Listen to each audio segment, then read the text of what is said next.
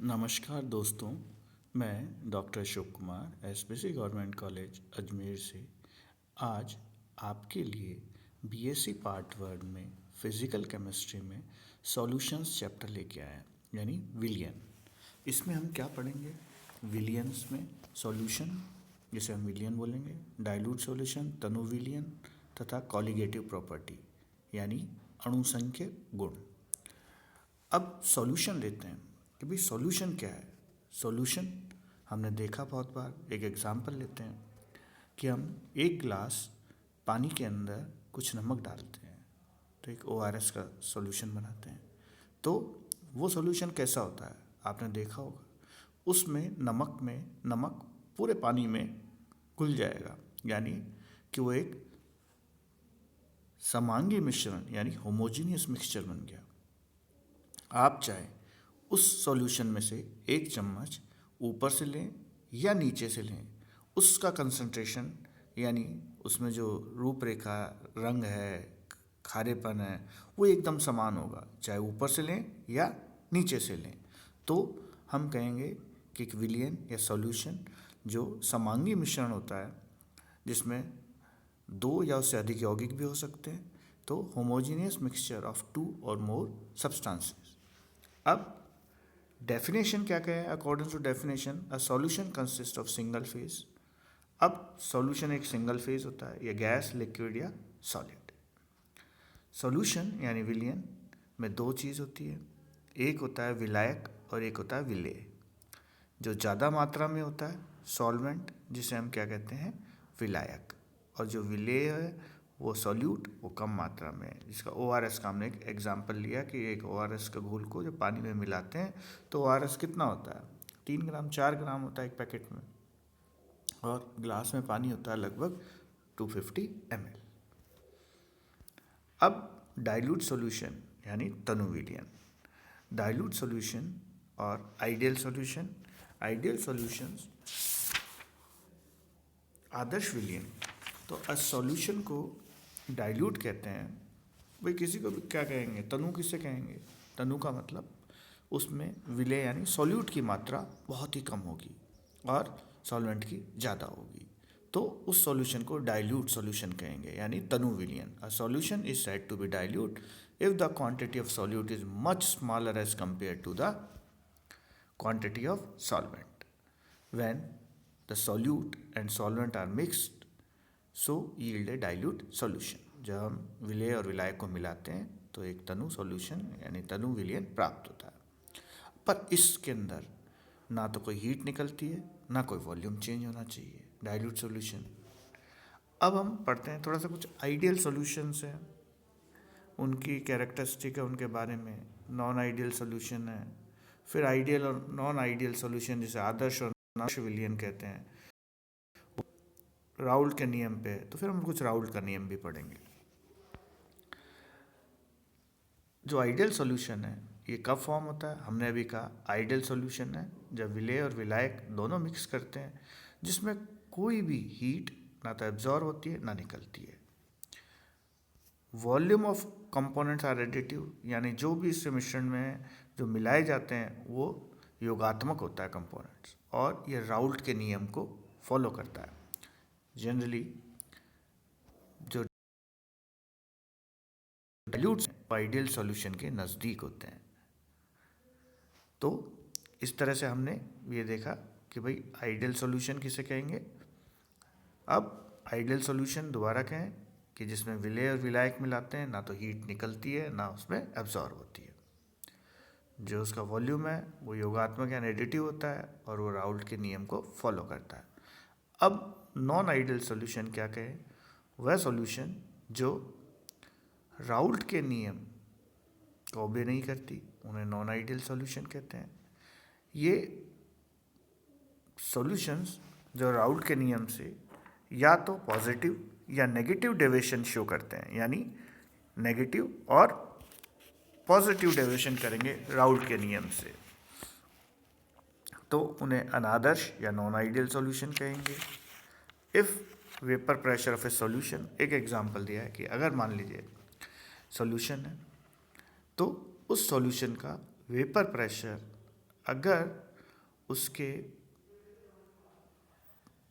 Component के vapour pressure से ज़्यादा है तो पॉजिटिव डेविएशन करेगा, और अगर उसका वेपर प्रेशर सॉल्यूशन कम है vapour pressure of ideal solution तो उसे कहेंगे नेगेटिव डेविएशंस। ये एक सिंपल सी छोटी सी डेफिनेशंस हैं जो आगे हम इसको विस्तृत तौर पे पढ़ेंगे। अब इसी सॉल्यूशन में हमने कहा कि भाई सॉल्यूशन क्या है, एक इसके अंदर विलेय और विलायक हो गया, सॉल्यूट या सॉल्वेंट हो गया। अब इसमें कहते हैं कि एक विलयन में यानी सॉल्यूशन में अगर दो से अधिक कंपोनेंट्स हो या अवयव हो तो क्या बोलेंगे उसे। अगर मानिए कि उसमें दो अवयव हैं तो उसे द्विआंगी विलयन या बाइनरी सॉल्यूशन कहेंगे। बाइनरी सॉल्यूशन जो हमने ये रहा बाइनरी सॉल्यूशन। अब इसी में मान लीजिए तीन अवयव हो तो त्रिआंगी या टर्नरी सॉल्यूशन कहेंगे। तो इस तरह के हम सॉल्यूशंस को बाइनरी और टर्शरी सॉल्यूशन कहेंगे। अब ये आता है कि जो सॉल्यूशंस हैं उसको हमने विभाजन किया गया है, इसमें विलेय और विलायक की प्रकृति के आधार पे है, जिसे हम 12वीं कक्षा में पढ़ें कि भाई गैस गैस होगा, दो गैसों का मिश्रण होगा, द्रव्य द्रव्य होगा तो जल और अल्कोहल का मिश्रण होगा, और अगर ठोस ठोस होगा तो जिंक में तांबे में जिंक मिलाते हैं तो पीतल प्राप्त होता है। तो इस तरह के एक विलयनों का प्रकार है। पर जो विलयन शब्द है वो सॉलिड इन लिक्विड के लिए ही है इस चैप्टर में, यानी जो हम विलयन पढ़ेंगे इसमें सॉलिड को ठोस को जब हम लिक्विड में डालेंगे तो ही सॉल्यूशन बोलेंगे। ठोसों के द्रव्य के विलयन सर्वाधिक महत्वपूर्ण है। अब आदर्श और अनादर्श विलयन पढ़ते हैं, ideal and non ideal solutions. अब जो लिक्विड्स होते हैं, द्रव्य होते हैं, दो प्रकार के सॉल्यूशन है, एक आइडियल आदर्श विलयन, दूसरा नॉन आइडियल सॉल्यूशन। इनसे पढ़ने से पहले राउल्ट के नियम को पढ़ते हैं। राउल्ट कहता है कि किसी अवाष्पशील विलेय पदार्थ के विलयन का वाष्प दाब PS उसमें उपस्थित विलायक के मोल फ्रैक्शन के समानुपाती, मोल भिन्न जिसे मोल फ्रैक्शन कहते हैं, के समानुपाती होता है। यानी उसका वेपर प्रेशर वाष्प दाब प्रोपोर्शनल होता है x0 यानी मोल भिन्न या मोल फ्रैक्शन के। जब हम प्रोपोर्शनलिटी हटाते हैं तो P0 लिखते हैं। ये शुद्ध विलायक का वाष्प दाब है, ये एक अवयव के लिए। अब वाष्पशील विलेय पदार्थ की स्थिति में विलयन का वाष्प दाब विलेय और विलायक दोनों के वाष्प दाबों के योग के बराबर होता है, दोनों के वाष्प दाब के बराबर होता है, विलेय और विलायक। अब एक राउल्ट का नियम लेते हैं द्रव्यों के विलयन के लिए, दोनों द्रव्यों जिसमें विलेय और विलायक दोनों द्रव्यों, तो राउल्ट का नियम किस प्रकार लागू होगा। मानिए विलयन में द्रव्य A में Na मोल है, द्रव्य B में Nb मोल्स है। माना कि शुद्ध द्रव्य A का वाष्प दाब Pa0, शुद्ध B का वाष्प दाब Pb0 है। A और B के विलयन में माना कि द्रव्य A और B आंशिक दाब क्रमशः Pa और Pb है। तो राउल्ट के नियम के अनुसार जो आंशिक दाब है, पार्शियल प्रेशर बोलते हैं, जो बराबर होगा Pa pair vapour pressure of solvent plus XA vapour pressure of B और XP मोल भिन्न। तो ये कहा गया कि जो आंशिक वाष्प दाब है Pa और Pb, ये इनके प्योर यानी शुद्ध वार्षिक दाब और इनके मोल भिन्न के मल्टीप्लिकेशन गुणांक होगा, जहाँ XA और XB की मोल भिन्न है। अतः मोल भिन्न को देखिए XA mole of A plus B, तो या मोल B के होंगे तो B सोल्यूट है तो ऊपर NaB NB, और विलयन का कुल वाष्प दाब। अब टोटल इसका विलयन का वाष्प दाब क्या आएगा, दोनों कंपोनेंट Pa प्लस Pb, आंशिक वाष्प दाब ऑफ A और आंशिक वाष्प दाब ऑफ B, जिसको हम इसकी वैल्यूज हम रखते हैं Pa0 XA plus Pb0 XB, जो कि हमने पहले लिए थे ऊपर। अब जरा देखिए इसका एक डायग्राम हम अगर करते हैं, मानिए कि यहाँ पे XA सिर्फ मोल्स हैं ए के, यहाँ बी पे हैं, यहाँ एक्स बी नहीं है। जब इसका वाष्प दाब करेंगे और पी का, और PA0 और PB0 इनके वाष्प दाब है शुद्ध विलयन के, जब इसके अंदर बी नहीं था और इसमें ए नहीं था, ये इसका मोल फ्रैक्शन। जब इनको मिलाएंगे हम, इन सबको इनको मिला देंगे तो इस तरह से एक वक्र आएगा PA, ये पार्शियल वेपर प्रेशर ए आ गया, ये partial vapour pressure of B आ गया। जब इन दोनों को इसे मिलाएंगे तो ये टोटल यानी वेपर प्रेशर इनके PA और PB, जिसको 3 से, तो ये द्रव्य द्रव्य के लिए राउल्ट के नियम के अनुसार है।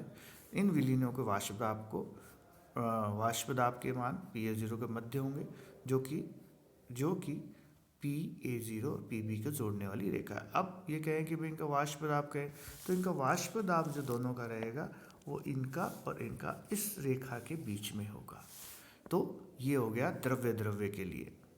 इसके विपरीत जिन विलियों में राउल्ट का नियम लागू नहीं किया जा सके उन्हें नॉन आइडियल सॉल्यूशन कहते हैं, जो कि हम नेक्स्ट क्लास के अंदर पढ़ेंगे, जिसमें हम जो नॉन आइडियल सॉल्यूशन है, अनादर्श विलयन है, उसमें हम उसके पॉजिटिव और नेगेटिव डेरिवेशन पढ़ेंगे। इसी के साथ आज ये कक्षा समाप्त करते हैं। धन्यवाद।